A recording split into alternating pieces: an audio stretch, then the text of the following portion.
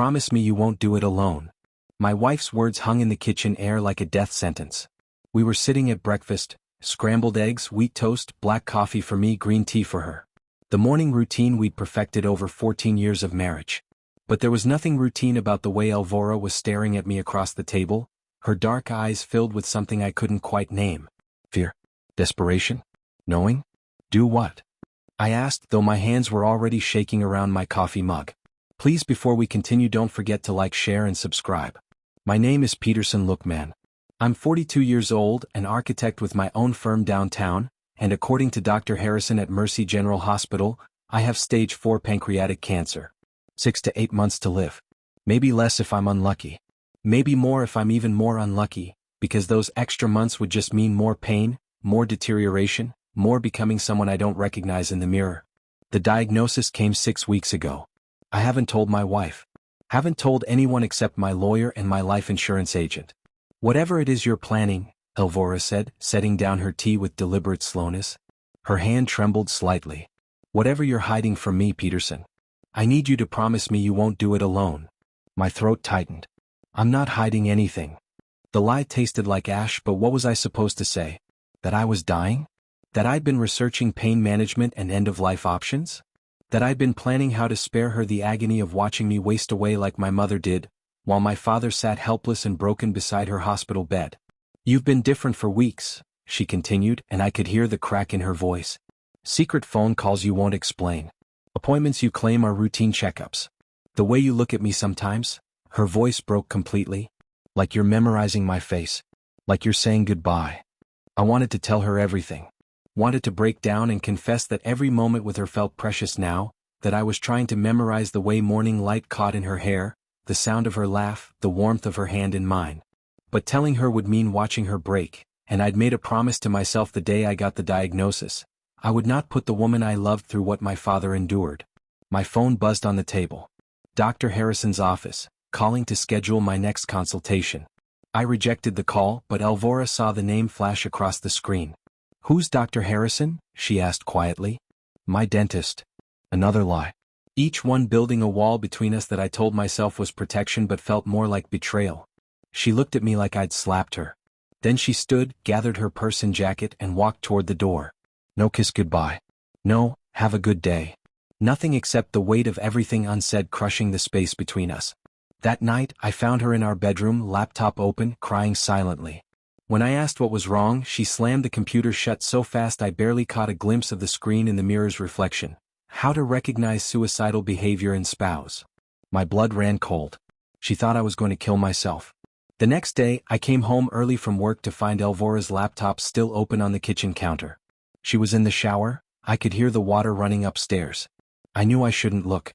14 years of marriage built on trust, and here I was about to violate that foundation. But she'd violated it first by searching suicidal behavior, like I was a problem to be solved instead of a husband to be trusted. I opened the laptop. No password, or rather she'd left it unlocked. The browser history made my stomach drop. Pain-free death methods. How to say goodbye to someone you love. Life insurance payout timeline after death. Dignified death options. How to write a final letter. I scrolled further, each search result twisting the knife deeper. She'd been researching this for days. Websites about intervention. Articles about forced psychiatric holds. Support groups for families of suicidal people. Then I saw it, a bookmarked article titled, "How to Stage an Intervention for Someone Who Refuses Help." The shower turned off upstairs. I closed the laptop and stepped away, my mind racing. Elvora thought I was planning to kill myself. She was researching how to stop me. How to force me into treatment, into therapy, into whatever box she thought would keep me alive. But she had it all wrong. I wasn't suicidal, I was dying. And everything I'd done was to protect her from watching that slow, agonizing process. When she came downstairs, hair wet, wearing my old college sweatshirt that she'd claimed as her own years ago, she looked so young and scared that I almost told her everything right then. Instead, I kissed her forehead and said, "I'm going for a drive. Clear my head." "Peterson, wait," she grabbed my arm. "Can we talk? Really talk? When I get back, I promised." Another lie. "I just need some air." I drove to the cemetery where my parents were buried. Stood between their graves and made the same promise I'd made 16 years ago when I was a grief-shattered teenager. I will never put someone I love through what Dad went through watching Mom die. My phone rang. Elvora. I let it go to voicemail. Her message was simple: I love you. Please come home. Whatever you're going through, we can face it together. Please don't shut me out. But shutting her out was the only way to protect her. Or so I told myself. That night, while taking out the trash, I found a crumpled receipt at the bottom of the bag. Morrison's Pharmacy. I almost threw it away, but something made me smooth out the paper. Zolpidem. Generic Ambien. 10 milligrams. 30 tablets. My wife had bought sleeping pills. Elvora had never taken medication if she could avoid it.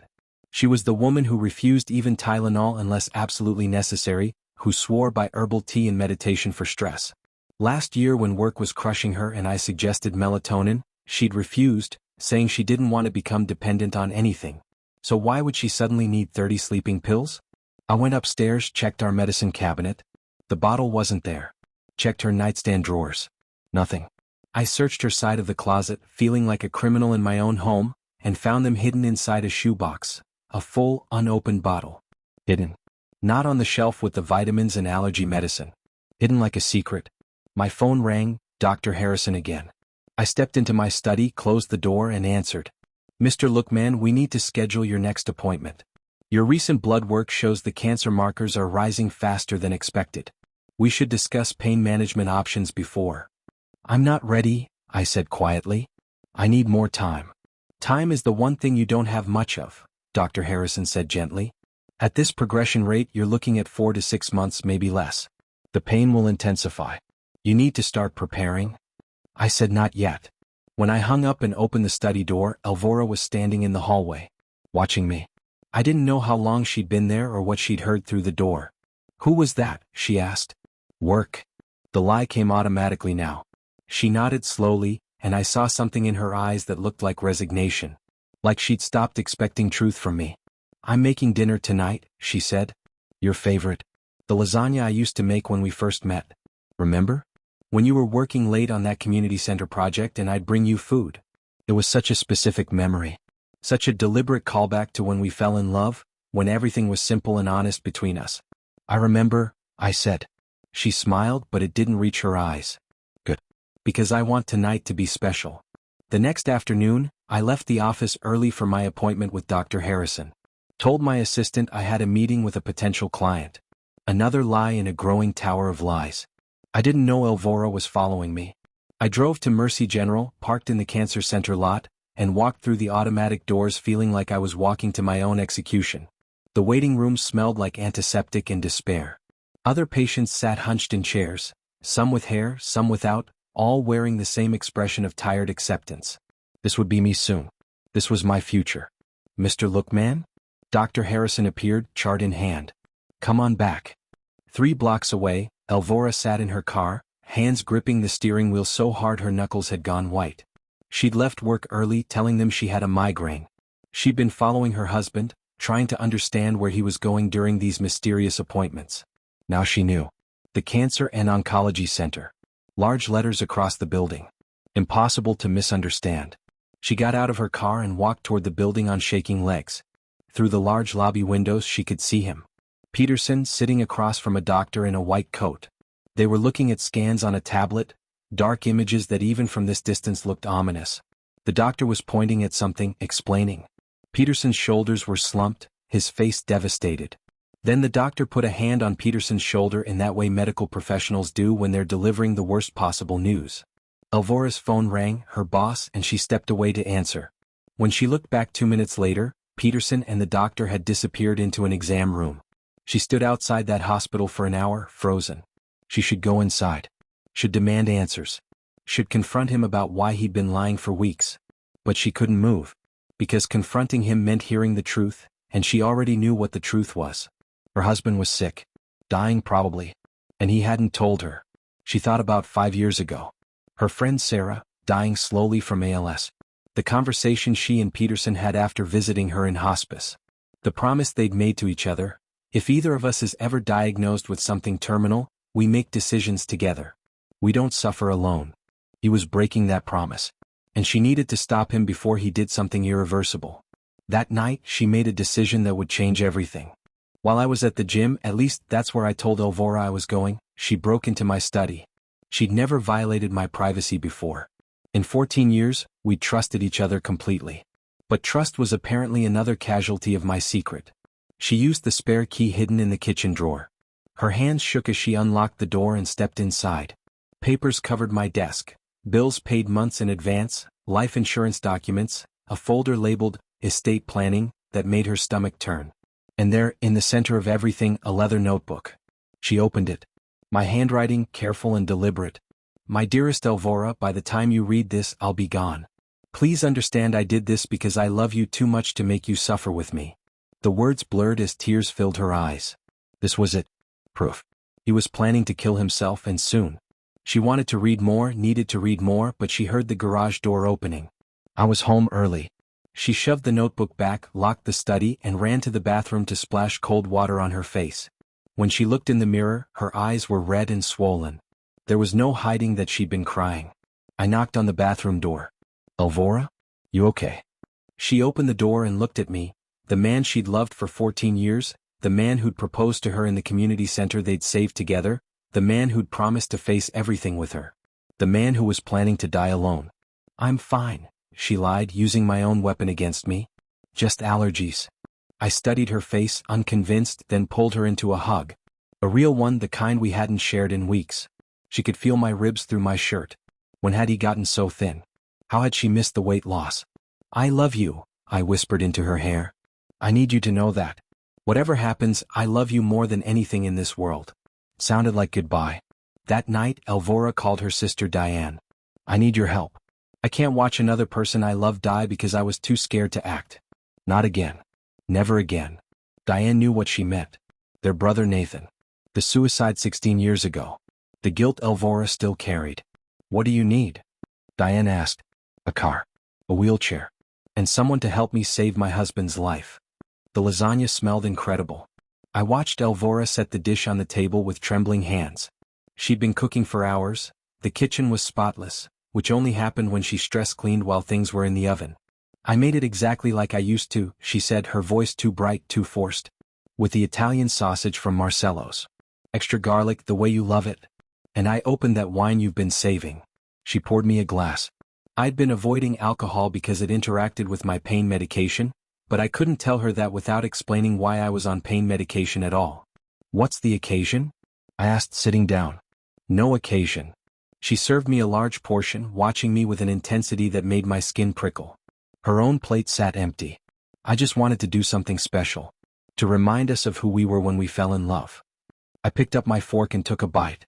The flavors hit me immediately, rich tomato sauce, perfectly seasoned meat, creamy ricotta. And underneath it all, unmistakable and wrong, a bitter, chalky undertaste that didn't belong. My body recognized it before my mind did. I'd been taking oxycodone for pain management for 3 weeks.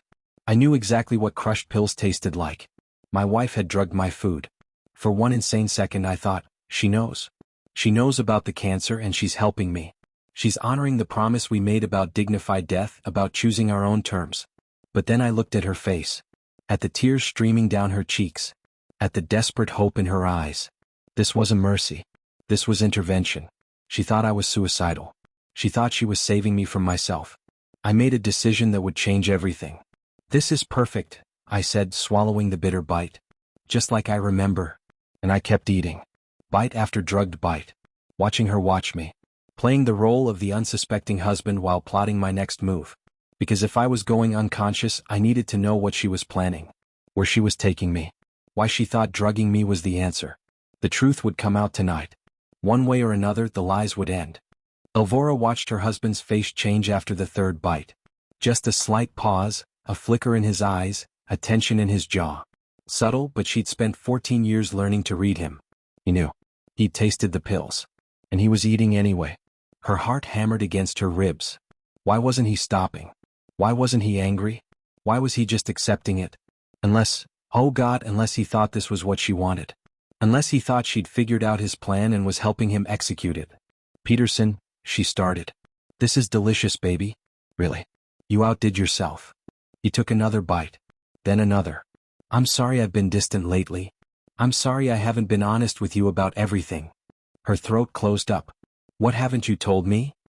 He looked at her with those brown eyes she'd fallen in love with 15 years ago in a rundown community center. Just that I love you. More than you'll ever know. And that everything I've done, every secret, every lie, has been to protect you. Protect her from what? From his suicide. From the pain of losing him? He finished half the plate before his movements started slowing. His eyelids grew heavy. He blinked hard, trying to focus. The Zolpidem was working faster than she'd expected. Maybe because he'd been losing weight, maybe because his body was already compromised by whatever he was going through. I'm really tired all of a sudden, he mumbled, words slurring slightly. Think I might lie down. Let me help you. She rushed to his side as he stood unsteadily. His weight leaned on her as they walked to the living room couch. He was so much lighter than he should be. How had she missed this? How had she not noticed him literally wasting away? He collapsed onto the couch, his eyes already closing. But before they shut completely, he grabbed her hand with surprising strength. Elvora, he mumbled.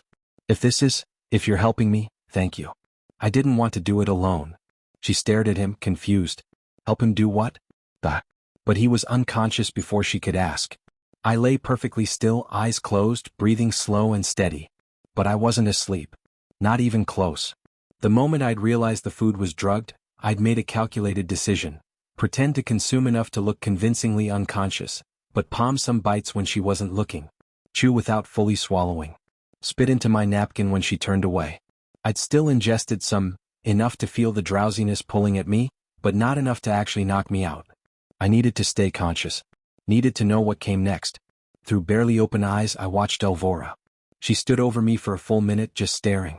Then she collapsed to her knees beside the couch, and the sound that came out of her destroyed me. She was sobbing. Full, body-shaking sobs that she tried desperately to muffle with her hands. I'm so sorry, she whispered to my unconscious body. I'm so sorry, Peterson. I know you're going to hate me for this. I know I'm breaking your trust. But I can't. Her voice broke completely. I can't lose you. I won't let you do this. I won't let you leave me like Nathan left. Nathan. Her brother. Dead at 25. Suicide after months of hidden depression. My mind reeled. She didn't know about the cancer. She thought I was suicidal just like her brother had been. I should have done this for Nathan, she continued, crying into my chest. I should have forced him to get help instead of respecting his privacy. Maybe he'd still be alive if I'd just been brave enough to violate his boundaries and drag him to a hospital. She pulled out her phone with shaking hands. I watched through slitted eyes as she texted someone. He's out. Come to the back door in 10 minutes. Bring the wheelchair. Wheelchair. She was moving me somewhere. A hospital? A psychiatric facility? I thought about my parents. About standing at their graves when I was 16, watching them lower my father's casket next to my mother's. Cancer had taken her over 2 brutal years. Grief had taken him 6 months later. Heart attack, the doctor said, but I knew better. He'd died of a broken heart, of watching the woman he loved suffer and waste away. I promised myself that day, I would never make someone I love watch me die like that. Never. But lying there, listening to Elvora's broken sobs, I realized I'd been so focused on sparing her the pain of watching me die that I'd created a different pain entirely, the pain of watching me shut her out, hide, prepare to disappear. I'd become the thing I was trying to prevent. I heard the back door open quietly. Footsteps. 2 sets. A woman's voice, Diane, Elvora's sister. Is he out? Diane whispered. Completely, Elvora said. Help me get him in the wheelchair. I felt their hands on me, lifting, transferring me to the wheelchair. Every instinct screamed to wake up, to stop this, to explain everything. But I needed to hear more. Needed to understand what they were planning. Are you sure about this? Diane asked. If he's not actually suicidal, if there's another explanation. There's no other explanation. Elvora's voice cracked. I found his research, Diane. Pages and pages about how to die peacefully. About saying goodbye. About life insurance. He increased his policy to $2 million last month. Why would someone do that unless they were planning to? She couldn't finish the sentence. Okay, Diane said quietly. Valley Crest is expecting us. They'll do a 72-hour psychiatric evaluation. Keep him safe. Valley Crest. The psychiatric facility. They were going to have me involuntarily committed. I heard Elvora's voice, small and broken. Nathan left me a note, you know. Said he didn't want to burden us with his problems. Said he loved us too much to make us watch him struggle. And I thought he was just stressed about work. I told myself it would pass. "That wasn't your fault," Diane said. "Yes, it was. I should have forced him to get help.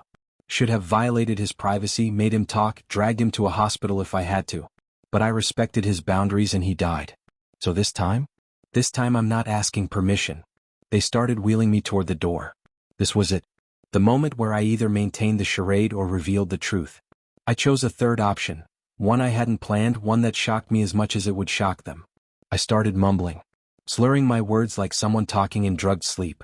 "The cancer," I mumbled. "Doctor said, 8 months maximum. Can't tell Elvora, would break her." The wheelchair stopped moving. Elvora's hands froze on the wheelchair handles. Behind her, Diane whispered, "What did he just say?" I continued, letting the truth spill out in broken fragments, each word carefully calibrated to sound like unconscious confession. "Stage 4, pancreatic. Dr. Harrison said, 6 months, maybe less. Treatment won't save me, just make it worse." Oh my God. Elvora's voice was barely audible. She came around to the front of the wheelchair and knelt down, her face level with mine. "Peterson? What are you saying? What cancer?" I kept my eyes closed but continued mumbling, "Can't let her see. Can't make her watch, like Dad watched Mom. Promised myself, never put her through that. Dying slowly, in pain. Wake up." She was shaking me now, all pretense of the intervention abandoned. "Wake up and tell me this isn't true. Tell me you're not." But I kept sleep-talking, each revelation another piece of the truth I'd been hiding. The research was for later, when pain gets unbearable. Want to have options, dignified death, on my terms, not cancer's terms. Diane pulled Elvora back gently. "Oh, he's unconscious. Whatever you gave him, he's really out. People say things when they're sedated. But it's true." Elvora's voice was hollow. "It's all true. The appointments with Dr. Harrison. The life insurance. The weight loss. The research. He's not suicidal, he's dying. And he was hiding it from me." I heard her crying. Heard Diane trying to comfort her. Heard them arguing about what to do. Hospital? Oh. Call 911? I mumbled one more thing, the most important thing. Love her. Too much. To make her suffer. With me? There was a long silence. Then Elvora said something that made my heart stop. "He's awake, isn't he?" "He's been awake this whole time." My eyes flew open before I could stop them. We stared at each other. Diane had left. Elvora had sent her away after figuring out I'd been faking. Now it was just us, sitting in our living room at 2 in the morning, surrounded by the wreckage of our lies. "How long have you been awake?"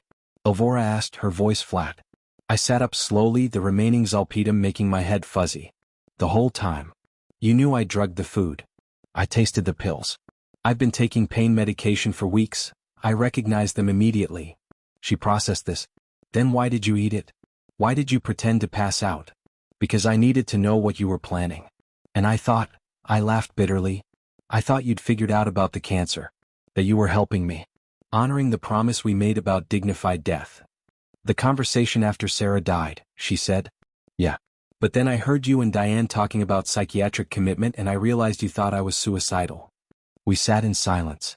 14 years of marriage and we'd spent the last 6 weeks living in completely different realities, both trying to protect each other, both making everything worse. "You're dying," Elvora finally said. "Not a question. You have pancreatic cancer. Stage 4. 6 to 8 months. 6 weeks ago, Dr. Harrison said 8 months. This week he said 4 to 6. It's progressing faster than expected. And you were just going to, what? Hide it until you couldn't anymore? Then disappear? Let me find your body? No." I looked at her. "I was going to wait until the pain became unbearable. Until I couldn't hide it.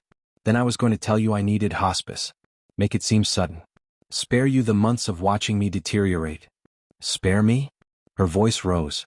"You think lying to me for months, making me think you were going to kill yourself, watching you waste away and pretend everything was fine, you think that was sparing me?" "I watched my parents die," I said quietly. "I was 16 when Mom got diagnosed. They tried everything, surgery, chemo, radiation. It bought her 2 years but they were torture. She was in constant pain. Dad stopped living. Just sat by her bed watching her suffer, unable to help. When she finally died, he lasted 6 months before his heart gave out." Elvora was listening, tears streaming down her face. "So when Dr. Harrison told me I had terminal cancer, my first thought wasn't about myself. It was about you. About not making you live through what Dad lived through. So your solution was to die alone? My solution was to protect you from the worst of it. To give you the grief of loss without the trauma of watching. She stood up, paced to the window, looked out at the dark backyard. Did you ever think that maybe I deserved to make that choice? That maybe what you thought was protection was actually the cruelest thing you could do? I had no answer. Because she was right. I drugged your food, Elvora said, still looking out the window. I crushed 30 milligrams of sleeping pills into your lasagna because I thought you were going to kill yourself. I know. And you pretended to pass out so you could hear what I was planning. Yes. She turned to face me. I was going to have you involuntarily committed to a psychiatric facility. I was going to take away your freedom, your dignity, your choice, all because I thought I was saving you. You were trying to save me from a threat that didn't exist. No. She shook her head. The threat existed. You were planning to end your life when the pain got too bad. You said so yourself in your sleep talking. That's still suicide, Peterson. It's just suicide with a medical justification. I had no response to that. Because she was right again. She came back to the couch, sat down beside me. When Nathan died, he left a note. I love you too much to make you watch me struggle. Those exact words. And I've spent 16 years wishing I'd violated his privacy, forced an intervention, dragged him to a hospital against his will. Because at least he'd still be alive. But you can't force someone to want to live, I said. No. But you can refuse to let them die alone. She took my hands. I don't have 16 years left with you. I have maybe 4 to 6 months. Maybe less. And you were going to steal even that from me by hiding it. I was trying to protect you. You were trying to protect yourself, she said gently. From having to be vulnerable. From having to accept help. From having to watch me grieve while you were still alive. She squeezed my hands. But that's not how this works. You don't get to make unilateral decisions about our marriage. Even at the end.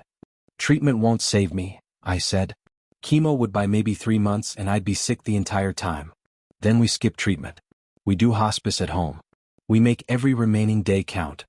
She leaned her forehead against mine. But we do it together.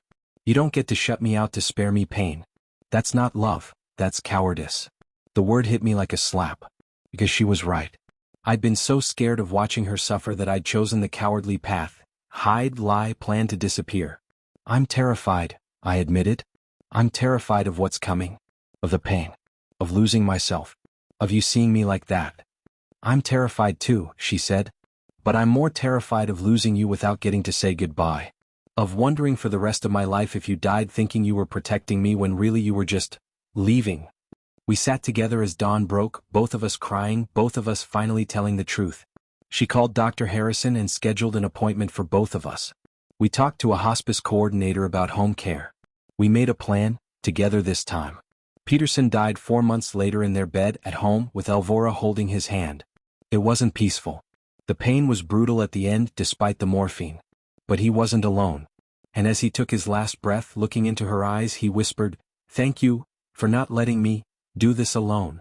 Elvora grieved for months after. Sometimes the pain was gentle, sometimes crushing. But she never once regretted being there. Because she'd learned something that night when she drugged his food and he pretended to sleep. Love isn't about protecting people from pain. It's about holding their hand while they hurt. And sometimes the cruelest thing you can do is try to die alone.